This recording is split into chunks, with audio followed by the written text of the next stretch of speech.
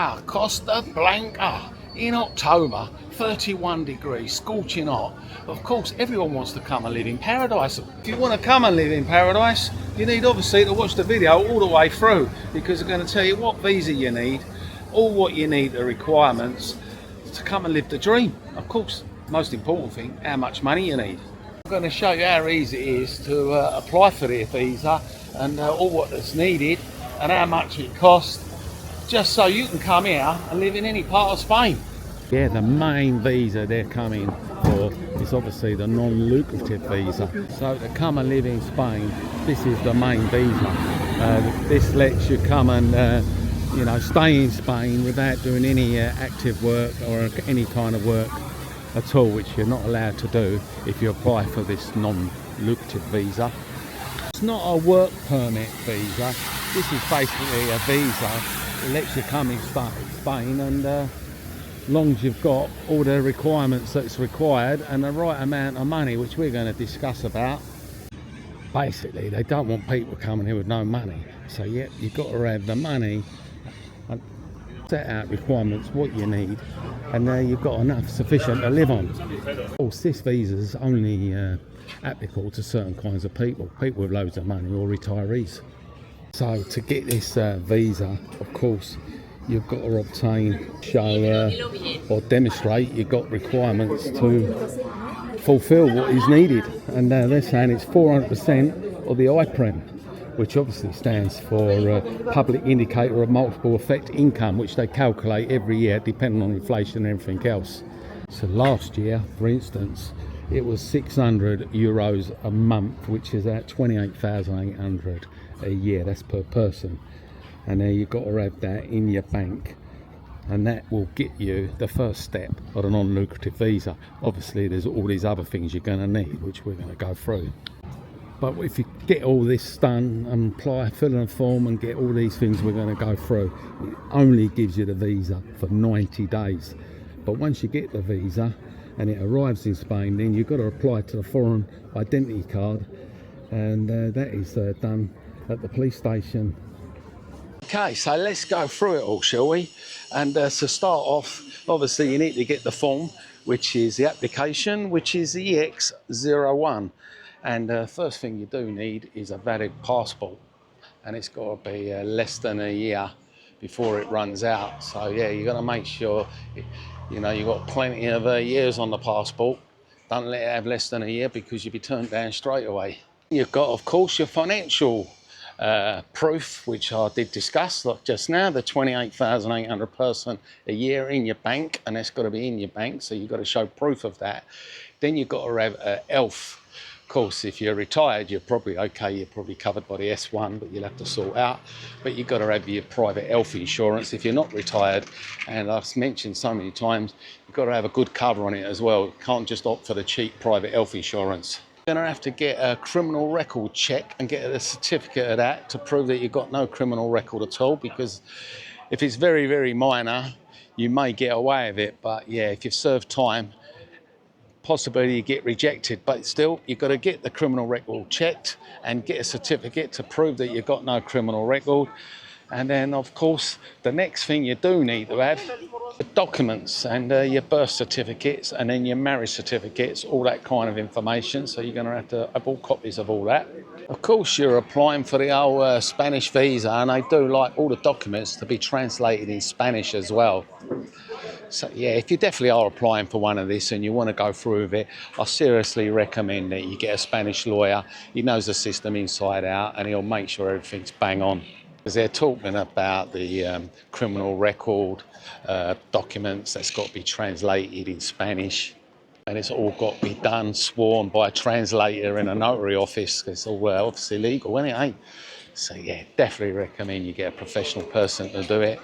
But yeah, this video is all about, if you want to go for it, just running through the main facts, what you do need to get. Of course, you can come here. Look, it's not even 12 o'clock. It's banging up here already.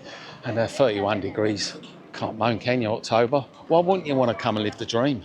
If you're liking the video, yeah, give us a like and subscribe. It's free because we're going to be going through a lot of topics about Brexit and a lot of places in Spain you can visit and property you can buy. So yeah, if you're thinking of the move or thinking of buying an holiday home, you can get all that information from my channel. And if you want to support me, that's even better. You can become a member. And in the member thing, you get all the early videos before they get publicised, and it helps me get about. Once you've got all that paperwork all done and sorted, that's got to be submitted to the embassy. Of course, it's got to be done in person as well. So it's the Spanish embassy in your own country. You've got to submit the papers, your application. Yeah, it takes a bit of a while as well getting the appointment. So once your appointment's booked, of course, you've got to pay the fee for the application. That can range between 60 and of course 120 euros. There you go, they do keep you clean, like I say. You get all the cleaners out.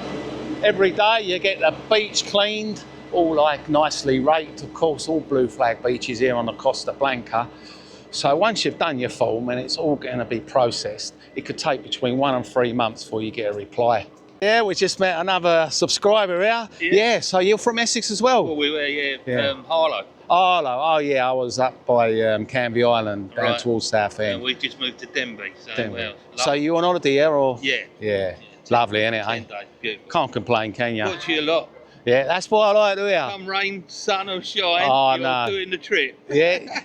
Listen, why wouldn't you want to come and live the dream? 31 degrees in October. Oh no, this is the dream. Is this your wife? Yeah. Yeah, there you go. She's living it up and all. But nice to meet you. Thought I heard someone calling me, so it's the second person I bumped into. The last couple was from Wales. So of course I'm the ambassador here, aren't I, for Torrevieja. If you're lucky enough and you've passed all the requirements and your application has been successful, they give you a month to collect your visa thing from the embassy. So happy days, eh? You've collected your Spanish visa from a Spanish embassy. And then, yep, there is one more step you do need to do, of course. You get here in Spain, wherever you're going, and whatever council or borough you're in, what part of town, you have to register with the local authorities, and then they'll give you the foreign card, the identity card, which is TIE, which is obviously the bionic card with your fingerprints and all your data on. And then you'll carry this card, which is pretty brilliant, really. It's equivalent to a passport. You can travel in Europe on it. So yeah, it's a great little card. So you'll be given that as soon as you arrive. You get down there and you register yourself and you'll get one of these cards. As you know, in Spain, you can't do nothing without it, because as soon as you buy anything, car, open a bank account, you won't be able to do anything unless you've got one of these TIE cards. Of course, your visa's only going to last 2 years, so yeah, before it runs out, you need to give it plenty of time before you apply for the renewal. And of course, you get another 2 years on it once you renewed it. And then when you renew it for the third time, that's when they give you 5 years on your card. So you'll have a TIE card for 5 years, which would be like most of the Spanish people here. Of course, once you've applied for the permanent residency. Yeah, it's good to not make any mistakes on the form as well, because each person that's applying for their visa, you've got to sign in all the section boxes. And of course, we've got to have your photo done as well.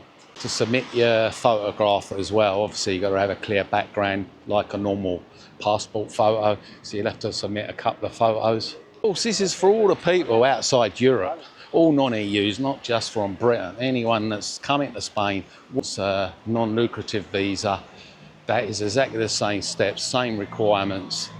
Apparently, it's a really good step. So if you just want to get into Spain, it's a good time to get to suss it all out, basically, find out about the culture, property prices, and if you're off really want to make the big move. But they're saying once you've done the non-lucrative visa, after a year, if you want to do modify it or change it and apply for the work permit one, you can. Come and join the rest of these people here. They're having a game of cards, people having picnics. Of course, someone's smoking there, and a lot of the beaches in Spain are actually banning smoking. They've got a big sign up, so yeah, at the moment Torrevieja is pretty safe.